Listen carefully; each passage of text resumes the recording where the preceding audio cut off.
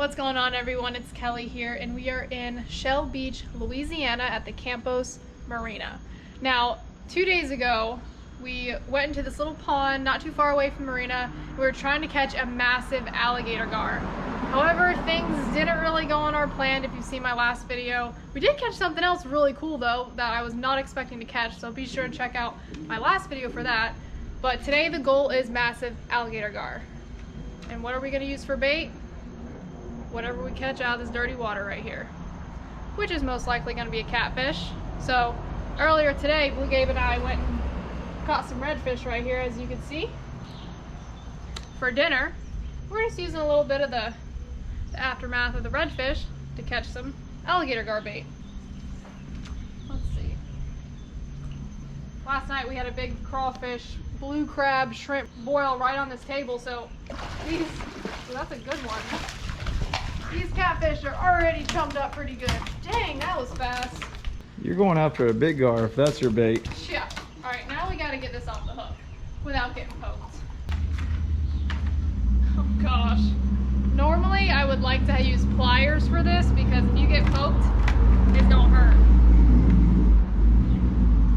Wish me luck. Come on, it's okay. All right. So with a catfish, they have these spikes on their pectoral fins right here and one on their dorsal. Please do not flip because I really don't want to get poked. Don't do it. Look at that hook set though. Not too bad. I wasn't expecting this catfish to bite that fast. Come on. No, don't do it. Their heads are super hard. There we go. You're going in the bucket for bait. Didn't get poked, so that's good. All right, so we're gonna catch some more bait. Rob or Campo, I'm not sure what he goes by yet, but he's the one of the owners of this marina here. He's a super cool dude. He's gonna meet us out. He's gonna meet us here, and we're gonna go out on the pro drive to catch this alligator gar. So let's catch some more bait.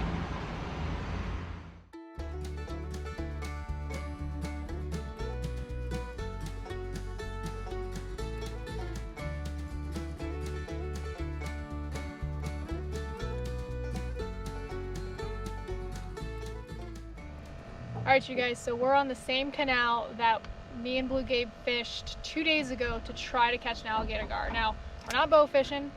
We're not gonna catch it with a rod and reel. We're gonna use these jugs to catch a ginormous fish. And Robbie Campo himself is going to teach me how to do this. Yep, I sure am. So the first thing he's doing is he's taking pliers and breaking off those really venomous spikes on the catfish, because if you get stuck, hospital. Game over. All right, what are you doing? All right, so I said I want to stick him through the back here so I can make this wire. I'll show you in a second. And I also want to run a knife up in the gut so it takes the air out of it. See? I want to run the air out of him because I don't want him to float. I want him to sink. All right? So poking them, releasing all that air. Yes. The air is no good because it makes him float. We do not want a floating catfish. No, you do not want a floating catfish.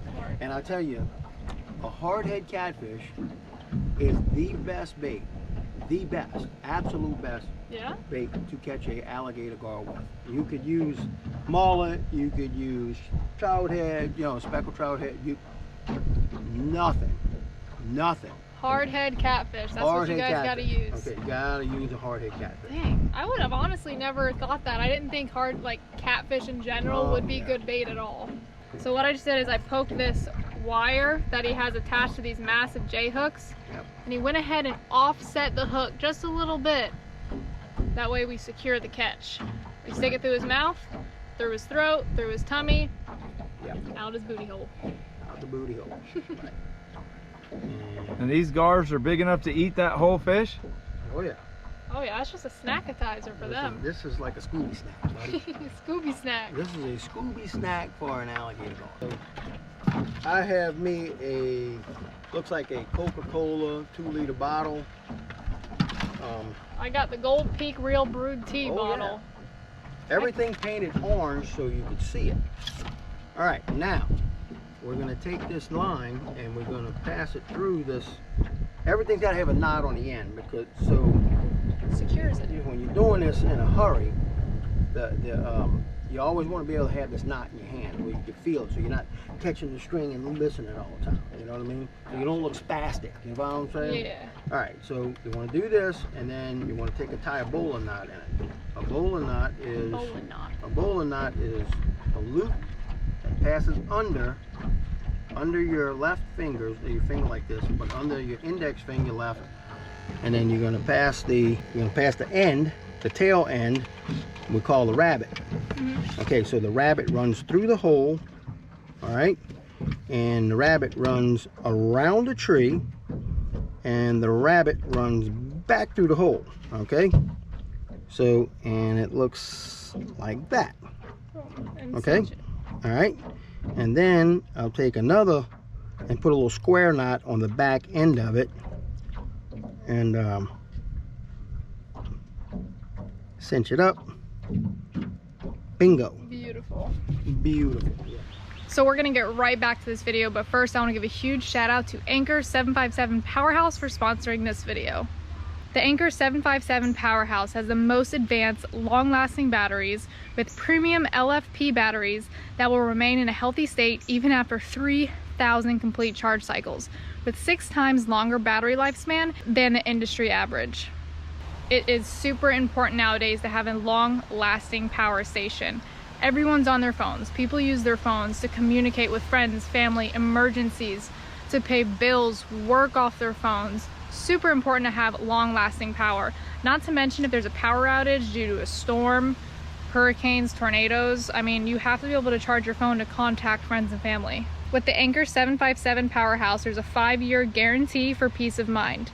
It will even outlast the warranty of your other electronic devices.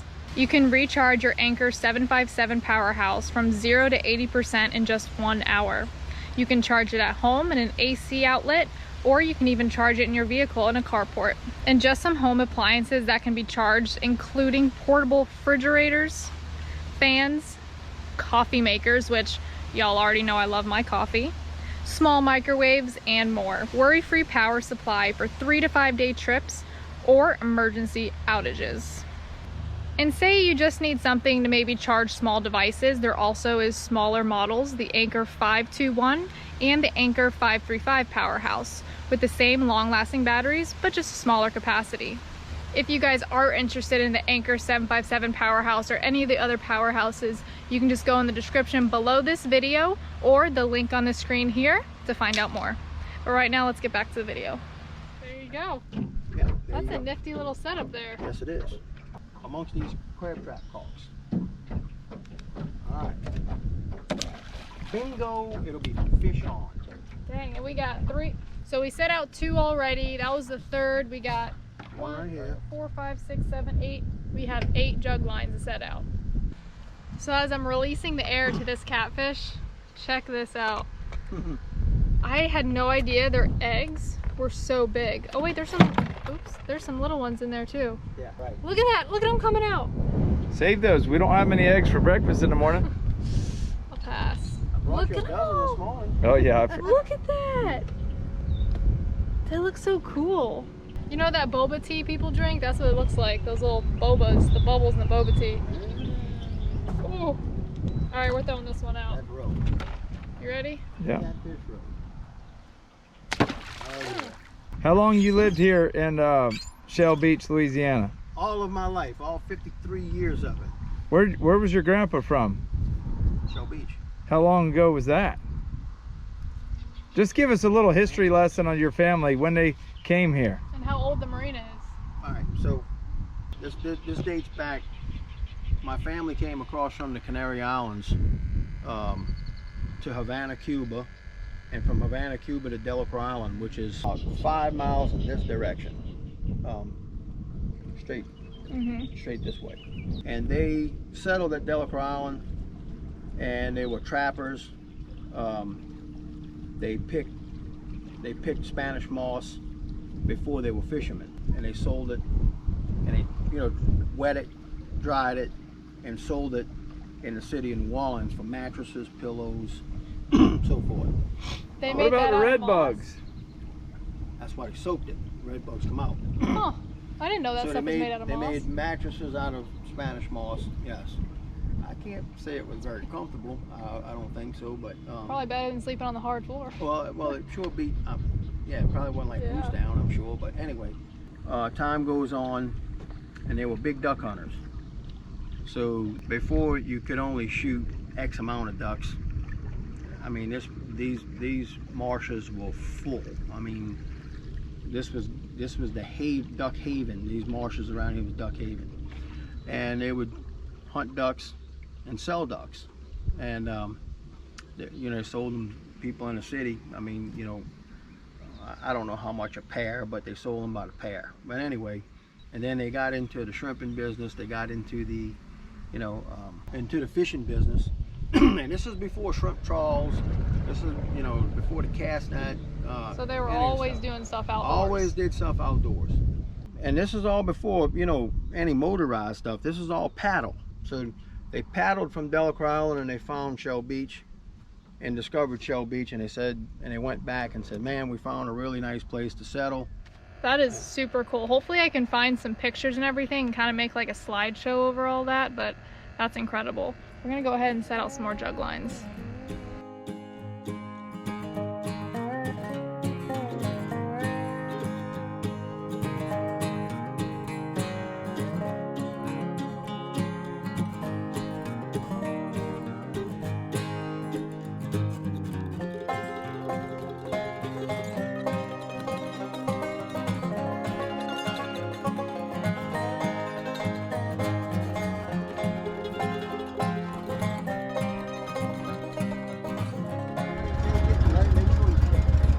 So there's an orange jug right here, and there's another one behind it, and that jug started running and just disappeared.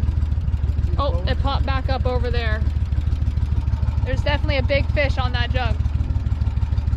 That was probably the 1, 2, 3, 5th one we set out. Yeah. I'm gonna pull right up here in this grass. Okay. You guys, we got a big storm coming too. So hopefully this will all go flawlessly.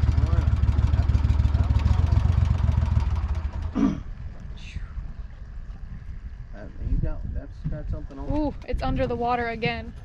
Going up and down with it. So a lot of times with these alligator gar, they'll snatch the bait, chew it up, shake it around, and sometimes it takes them a while to swallow it. Right. And you want them to swallow the bait so it's secure and you can bring up the fish. Because if you, kind of like alligator hunting, I'd say, if you try to take that bait and it hasn't swallowed it, it can spit it right out. That's what I'm talking about. I just shook it off the hook. No. This one's got one now. That one right there. The one in the middle. Ooh, we got a buoy there, buoy there, buoy there, buoy there, and buoy here. This one in the middle is looking like something's on it. It's slowly toting this way. Oh, it just turned. Now it's going this way. It's going in circles. You don't know what to do. So there must be an insane amount of blue crabs here, because the first two we set, we went ahead, turned around, picked them up, and reset them back in this big pocket right here. They were chewed up by crabs already. Oh yeah. Look, that buoy's cruising. So we know for sure it's a big alligator gar. We went ahead and put the drone in the air. Oh my gosh, the footage is incredible. So that white thing that you see on the footage under the water is actually the catfish. So it looks like when he did this swirl dance over here, he was probably trying to swallow the catfish, but then hooked himself, because it looks like the catfish kind of, it went up the line. So that's why you can see the whole catfish on the footage. But he's got to be hooked. I mean, he's swimming. So we're gonna go. Because he spit it out of his mouth because he's hooked. Now he's hooked. That catfish is a foot behind his head. I need to land this drone. We need to go get this fish. I have no idea how this is gonna go, so y'all are gonna see it firsthand. What's the odds he just swims right under the boat? Right? He's gonna go nuts. Yeah, he is. Oh boy. I'm trying to drift off of him. Uh-oh. Oh, the trolling motor. Just let him stay right where he's at. Alright. I can get the trolling motor out of the way. Let him have some line to where we get up off of him. There it goes. Yeah. He just turned around. I just put a little bit of pressure on him just to see. Because right now he has no idea he's even hooked. He has no idea. Look at his... Watch your hands in it. Oh boy.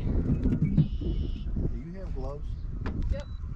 I want to put them on. Really? So that don't cut your hand. Let Robbie hold that for a second. You get your gloves on. Get your gloves on, sweetie.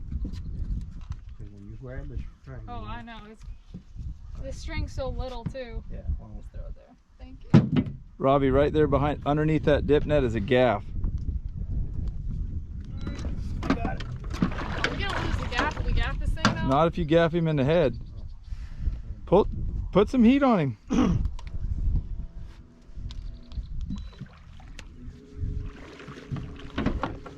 Uh-oh. He's There not. he is.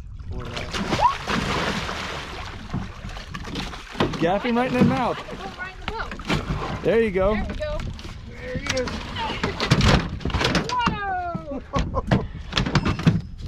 Watch that big bastard. Why was that easier than I thought it was gonna be? Wow. What a monster. This is exactly what we came here to do. Third day is a charm. Third fishing technique is a charm. Holy moly. He did push that catfish up the line, though, huh? He did. It's a good thing I got boots on so he don't bite my foot. You better believe it. Dang. All right. The gar captain. Look at Alligator it. gar. Campos Marina. That's how you do it, buddy. Dude, we've had this line set out for maybe 12 minutes. I guarantee this is the one that was mocking us the day we were trying to fish for him. Because we caught him in pretty much the exact same area. Gabe, look at the teeth on this thing. Look at the teeth. Look at that. Reach your hand down there and get the hook out Oh, of it. no, don't do that. Don't even try that. Why not? Come on. That's not a guy. Anyway. We pulled the alligator gar up on this little ramp right here. We have the boat up on it. We're cleaning all the blood and slime off the boat. So one, it's clean. Two, we don't slip because alligator gar have so much slime on them. So we're scrubbing away. We're gonna take a few photos. Storms are brewing. What do you see? We have another gar on that buoy right there. We got another gar on. The one just to the right of the container over there in the bayou. Oh gosh. And lightning everywhere. Oh yeah, the radar is looking nasty. So let's hurry up and get this photo and pull that other buoy. So as I'm scrubbing down the boat, look what he spit up out of his gut. Or is that a parasite? That's a parasite. Ugh. That's what lives in the ballyhoo's throat. Ugh. Now you're gonna have them. Now you have him. So it's crazy. So while he was flopping around in the boat, he did sideswipe my boot. Thank God I had boots on, because you see that hole right there? His tooth put that hole in my boot. What about this? And my toe kind of hurts. And then about 2 minutes later, same toe, Blue Gabe's wearing flip-flops. He done got Gabe on the toe. He probably broke a tooth doing that though. Ooh. Put the, Whichever one you want.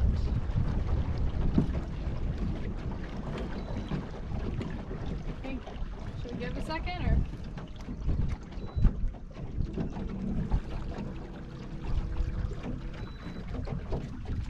Oh, that joker just took that jug before I could wrap there it. it is. There it is. Give me the GoPro. Right. Gonna need to put another barrel on him.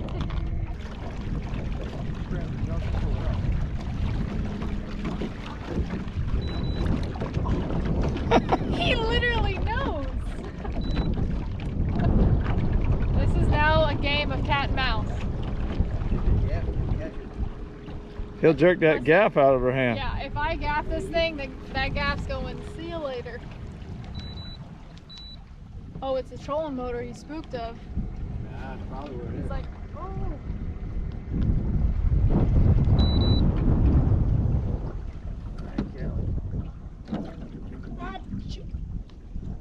Listen, this car is outsmarting us right now. Yeah, I could lasso it with a heavier rope. Hey, it's funny too because he's pulling the buoy under, but he's not even like leaving. He's just like bloop, bloop, going over here, 2 feet over there. Going around him, he's getting scared. Yeah. You gotta get used to it eventually. I doubt that.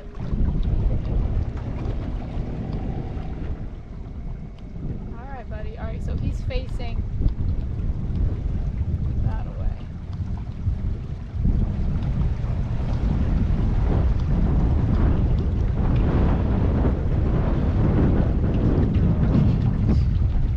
Now he's cruising that way.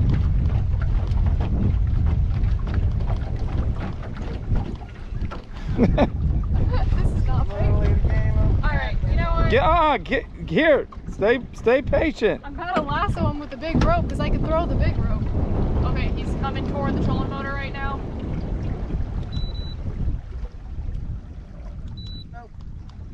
He must be seeing the trolling motor. He's got to. He's like, what in the world is that thing? He's like, last time I ate something white, now I got a buoy stuck to me.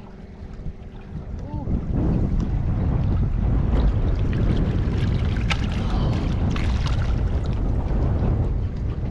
All right, come on, buddy. Catch the buoy and pull it up. That's what I kind of tried to do, and he drug it under. Your lasso is way too big. Well, it kept just getting bigger. I was leaving room for my fingers to escape.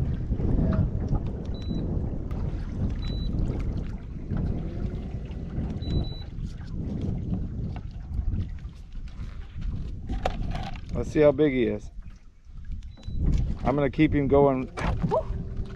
Oh, this is scary. You see the catfish up the line? I think was it a catfish or a gar? Pull up on it. Woo! Oh gosh. What is it? It's a gar! Alright. I don't think he's as big as the last one. Nope, he's not as big. But it's oh, you got all. Hey, that was perfect though. Catch and release. That was a beautiful catch and release. Yes, it was. And he wasn't even gut hooked, so that joker will He spit survive. the hook. Huh. So that gar, when he came to the surface and splashed, from what I seen, he's probably about yay big. Still a big alligator gar. Probably the same size that Gabe bowfished the other night. Well, cool. That was exciting. So we should probably go check.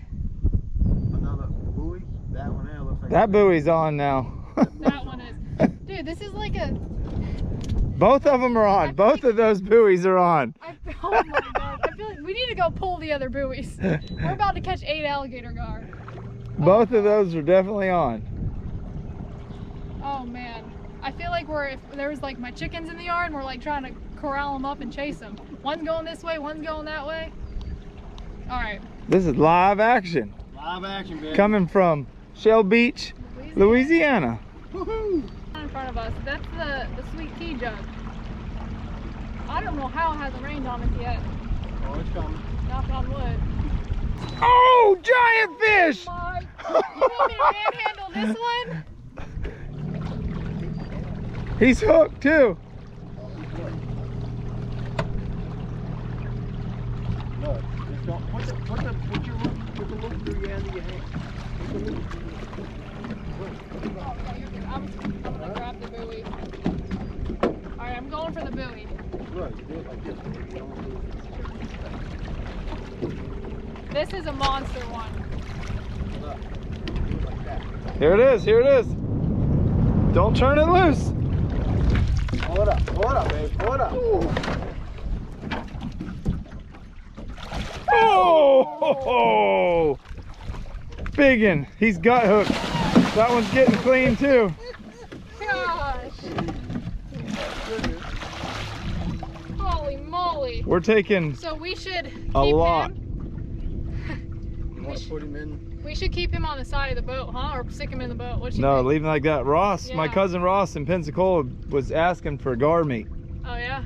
Well, we're stopping there on the way back, headed home back to Florida. We have a lot of it.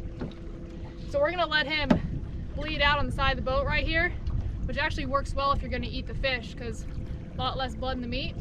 Yep. We're gonna go ahead, I don't know if we shouldn't drop him off or just check the other lines. It might be.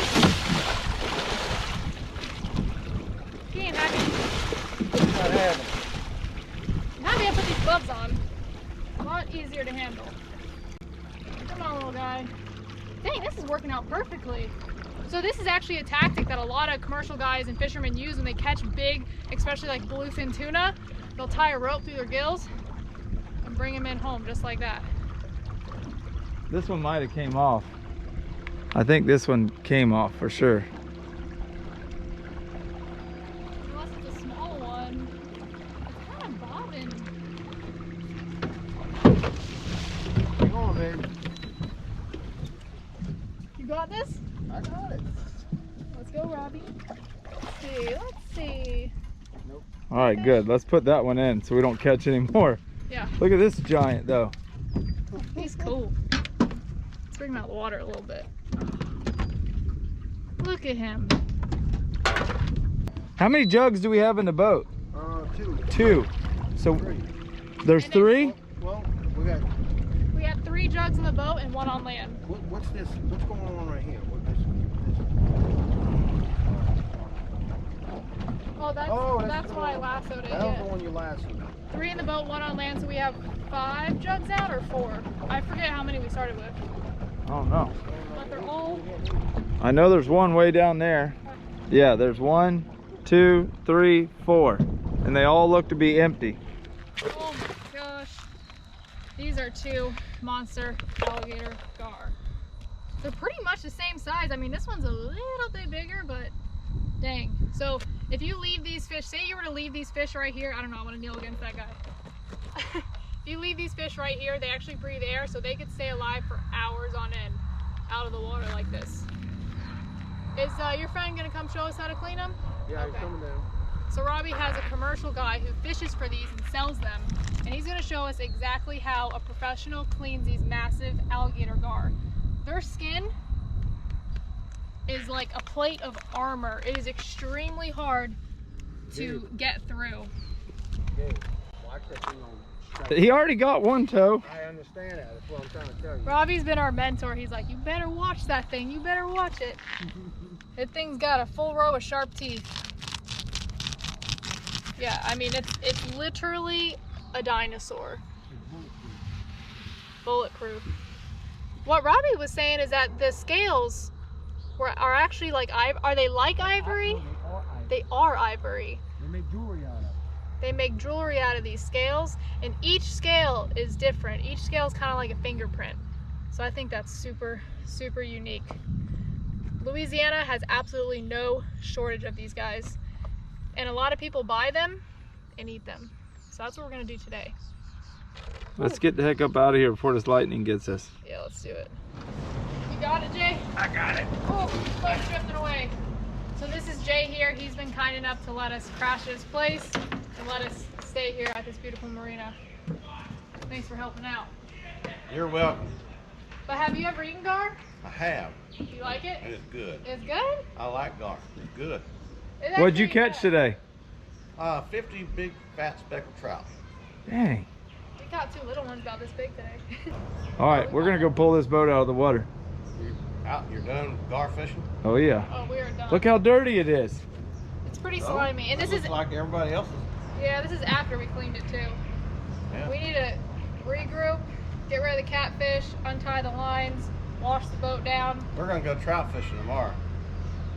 I want to take y'all and show you something. You want to go trout fishing? We'll see. All right, let's go pull the boat. After 20 years trying to figure, you don't need all of that. All you gotta do is this, and he ain't going anywhere. Oh, there you go. You know what I mean? It took 20 years to figure that out. So we have Clarence here, and he actually is a commercial fisherman for these, and he sells them. People eat the meat. So he's going to show us how to professionally clean one of these. Professionally, or just the way he does it? Are you stealing Clarence's cocktail? He told me to move his drink. I didn't want to get alligator gar juice in it. Oh, he is packing away. Look how strong these things are. They don't like to buy them if they look like they've been cleaned with a baseball bat. You know? I got you, yeah. Uh-oh. There we go.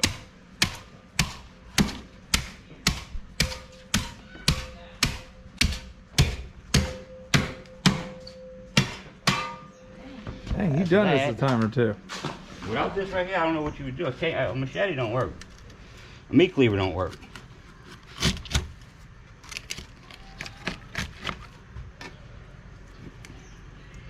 Find your little groove between the second, third one, fourth one, whatever.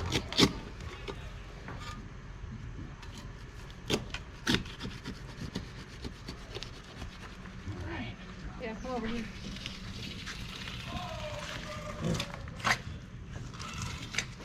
I'd still be hacking on that thing. Good sharp stuff is the key.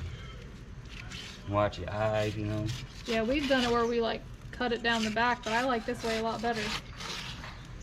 I've seen people clean them in 3 different ways. This is my way. See how I chop the back off like that? Yeah. One guy flip him over here and do that on the belly. And then he take a pair of can locks and rip the 2 sides off.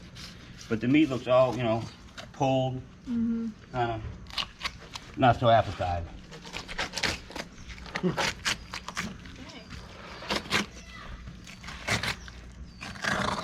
That knife you got is sharp. Yeah. I didn't look See the sharp. hospital band on there, huh? Oh. Right after you left, Robert, went to the emergency room. Today? Yeah. Oh, Lord. About an hour out of there.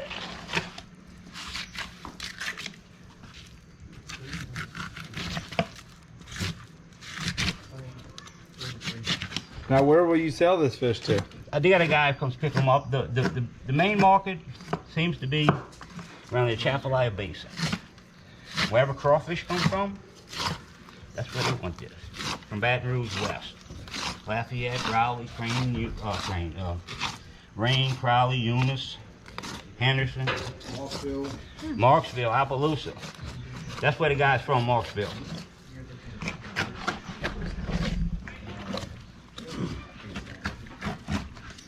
Thing's got an insane bloodline, and we bled him out really good too. Do you ever save their hides for anything? Mm-hmm. You save the skins and put them in a crab crate, the best, and let the flies and the maggots do what they do. And Yeah. about 6 months later, they all loose. They're not like ivory. They are ivory. So they say. I mean, what am I doing?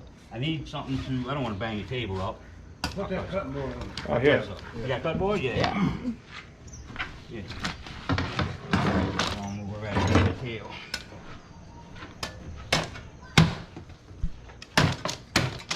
So now we're just doing the same thing, but from the other side. Just that under fin. Mm-hmm. Get these 2 right here. She's full of roe. Yeah, always, just about always are.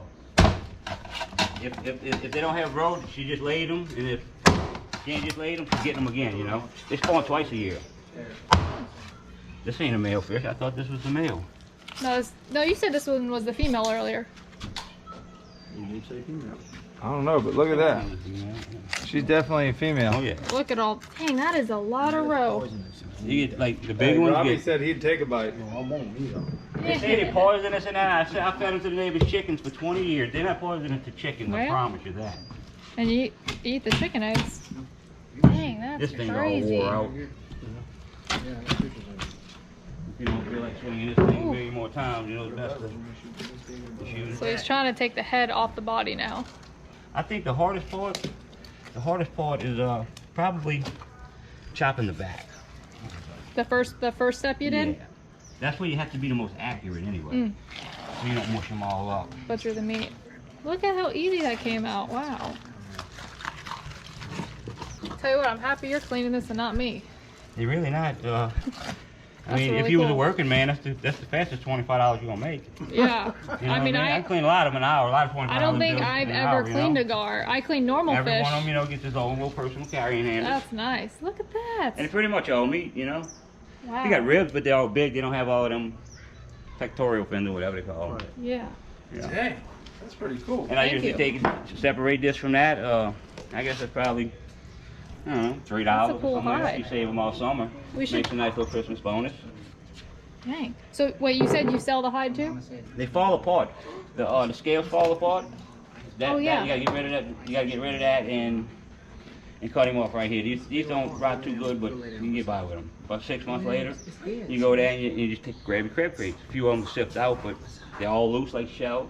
So this right here is a scale That's of one right of there. these I've been alligator growing on gars. walks a lot. You gave me that one too. Ivory. It's super. It actually kind of looks like an arrowhead. Robbie was saying it. No two are alike either. When It is pretty strong too. Like I cannot break this like a normal scale. The iridescent look in the sun, purple, orange look. They maintain that on the facial side of the scale after it's dried loose. And $1 a pound, we threw a lot. I probably never forget. The first year, the guy in Bay St. Louis. Dang. Lay next to him. See if he's bigger than you. We're 70-something 100 pounds. He's got you. 100 pounds. Oh, he's a little bit bigger. Throw away, that's free money.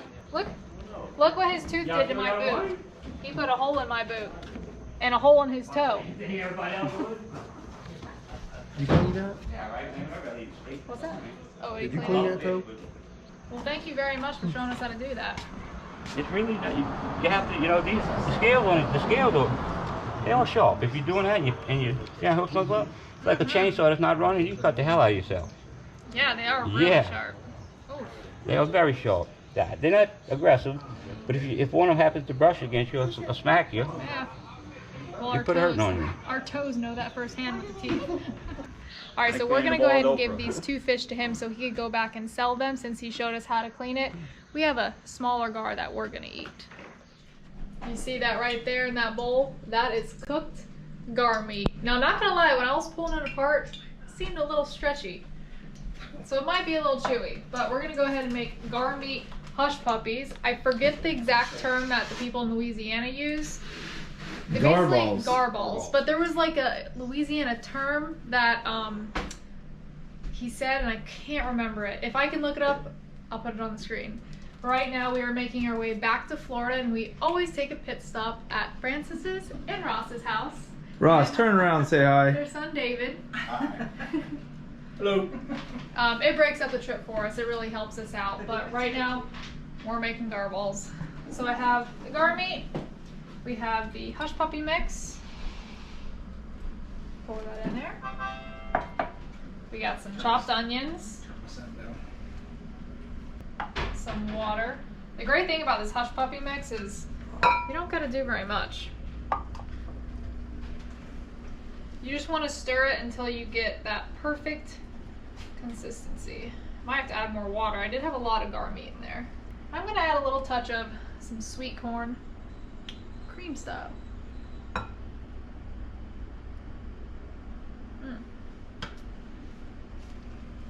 Actually, last time we were in Pensacola, Ross, Francis, Blue Gabe, and I went to this restaurant on the water. I forget what it was called, but they had some really good hush puppies. They were like nice and sweet. I love that sweet corn.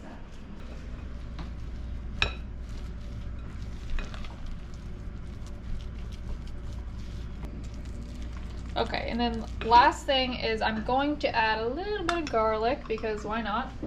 Garlic's pretty much good in everything. Stir that in. I added some salt and pepper as well. And you just kind of play around until you get the right consistency. You add a little water, add a little powder. That's cooking. Cooking, I feel like you don't really have to measure things, but if you, like when it comes to baking, you have to be on point with every single little measurement.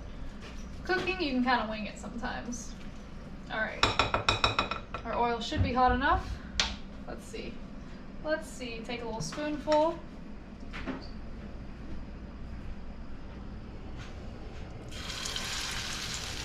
All right, sounds pretty good.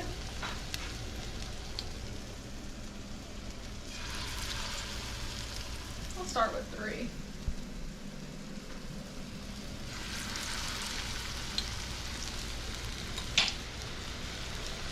Should probably only take about 3 or 4 minutes. When the edges get pretty crispy, I'll go ahead and flip them. I usually like to move them just a hair so they don't stick to the bottom with your first initial pour.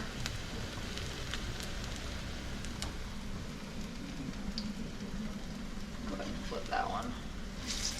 Ooh. It's a really nice golden color.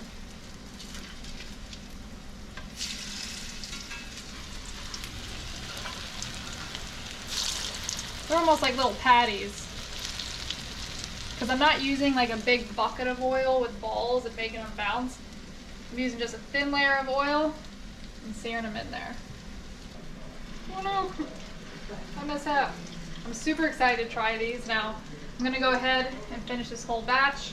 After you take them out of the grease, I set them on a paper towel, or you can set them on like a cooling rack. That way they can air dry. And if they air dry, they might get a little more crunchier. Paper towel might make them a little soggy underneath. It just kind of depends, but it really doesn't matter. But we're gonna let those sit for probably 5 or 6 minutes. 1 to cool off, and 2 to just kind of finish cooking and settle in. We have to show off Francis's new backsplash in the kitchen. Check that out. They actually kind of smell and look pretty good, not gonna lie. Yeah, like I want one pretty bad. Smells like corn. You want one, Redneck? Are you hungry? Look at his little nub. I know, I love his little nub. All right, y'all. Fresh alligator gar hush puppies from the Boondocks in Louisiana.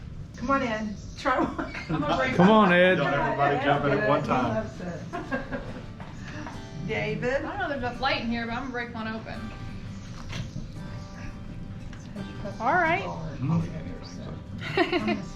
Pretty good. Let me see what it looks like right there, It though. looks like some cornbread. My God, that's good. That's pretty good. That's very good. You need honey though. Honey? Not that one. That thing is good right there. It's got a nice texture of like a Kathy, sweet you and should try it. salty. It is good. If you Man, love that's hush good. puppies, you would love these. If you love hush puppies, Yeah. this is great. Excuse me? Here, Redneck, you ready? Redneck's a picky dog. Hold on, hold on. Oh, yeah, he's real He good. ate it. Good job. Yeah, he's real good. Listen, I give Redneck like a nice piece of fish. Doesn't touch it. You give him a piece of sometimes bacon he don't even eat. He's a picky dog. I think this was a success. Yeah, that thing, I'm about to eat the whole plate. Awesome. And we got some key lime pie Francis just made. She bought that at Publix. I did not. Homemade. So we got key lime pie and hush puppies. But right now this video is ending. Thank you for watching. I hope you enjoyed this video. This video has been super epic. I mean, I do a lot of videos and I love all of them, but this one, like, I'm so excited to edit. Make sure to subscribe to my channel, Kelly Young. Subscribe to Blue Gabe, who's behind the camera. Oh, mine too. And we'll see you guys next time. See ya.